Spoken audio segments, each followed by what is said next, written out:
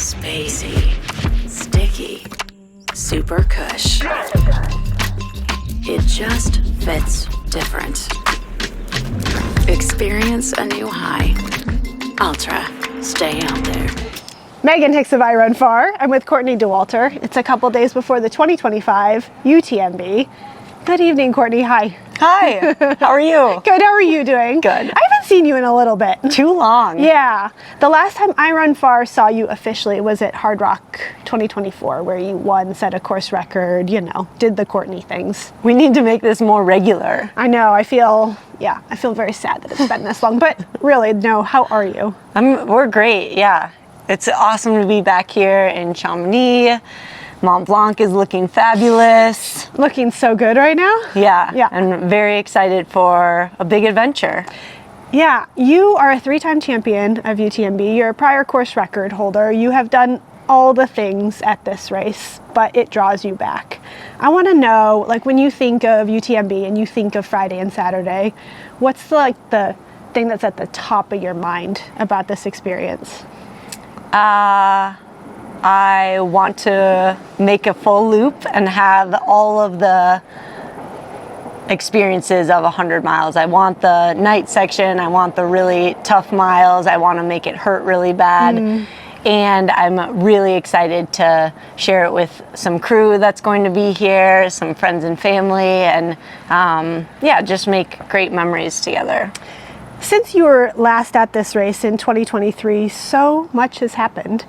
You went to a bunch of continents to race. You raced around America. You tried 200 miles again.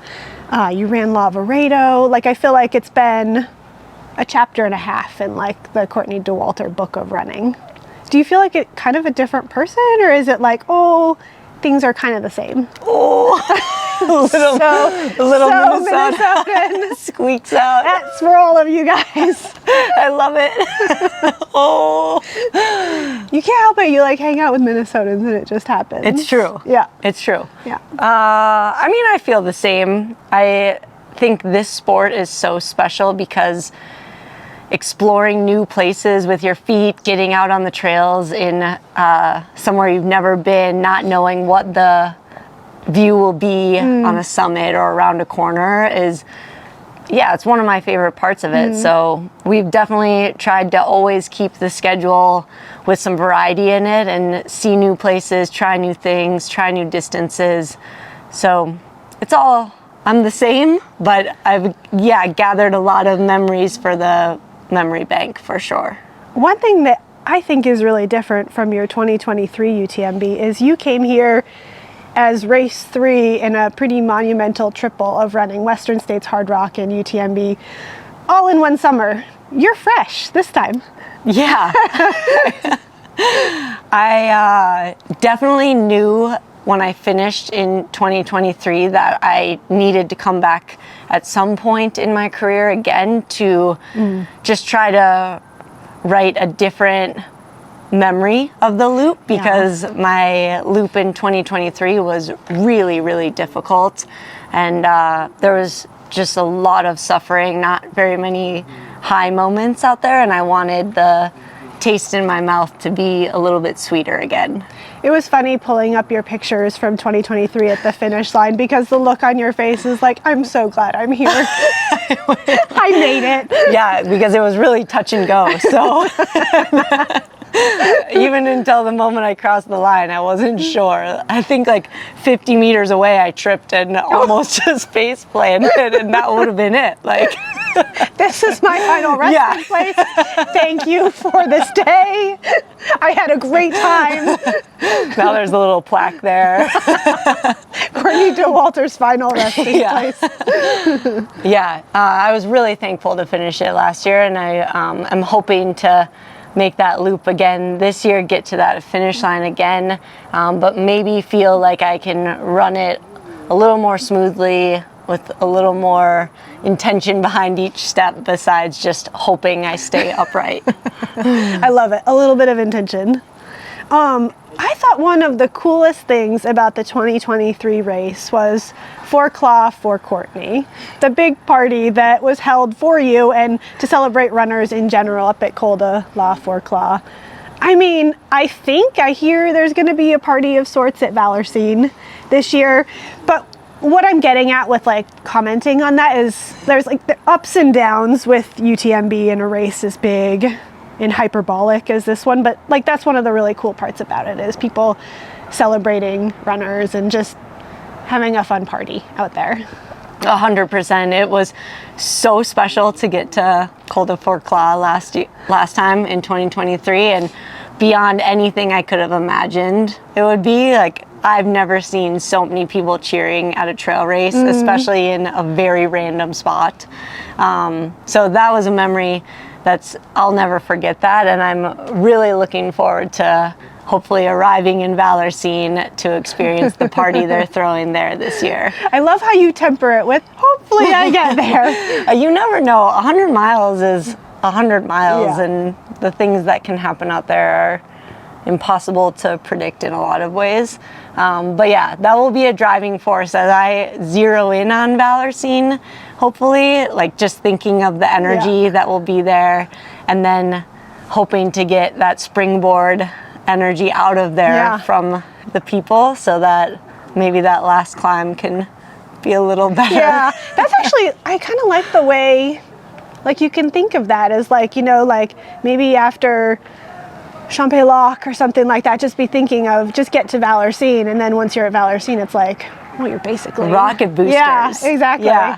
They're positioning that well, I think. Yeah, it'll be really cool, and I'm always thankful for anyone out, you know, giving up their time, their day to give a high five or cheer runners along. It helps so much to get those boosts along the course. So That was so Minnesotan of you, FYI. you're saying something nice. Every single person is just so wonderful. But really, that's one of the cool parts of this race in particular, is there is that good energy out on course. People are cheering for all the runners coming through, and there's just like generally good vibes pushing you forward. Totally.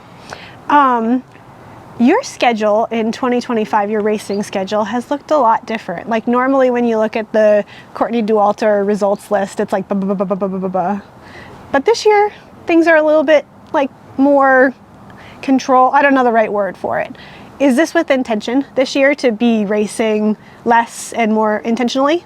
Kind of, yeah. We definitely like to mix it up. I like to make a new schedule each year, try different things, see what happens. And I think this winter and spring, we're trying out some shorter things so that maybe we didn't have to taper and then recover after big efforts. It was like, let's just incorporate a few short races into a giant training block for Cocodona and see how that works out.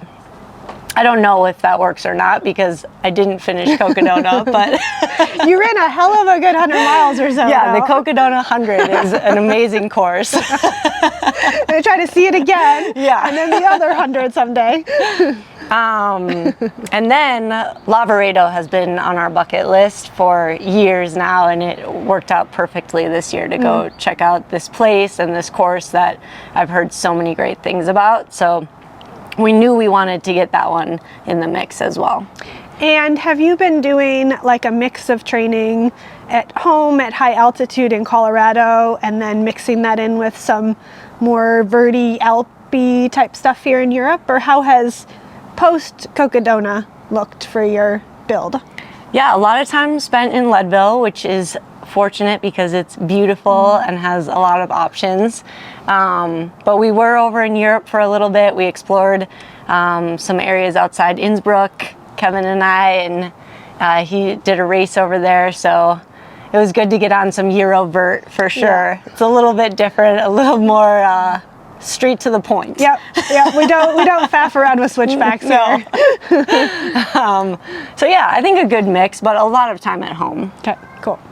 Wishing you best of luck on this loop around Mont Blanc. Thank you. Yeah. See you out there. Okay, see you out there.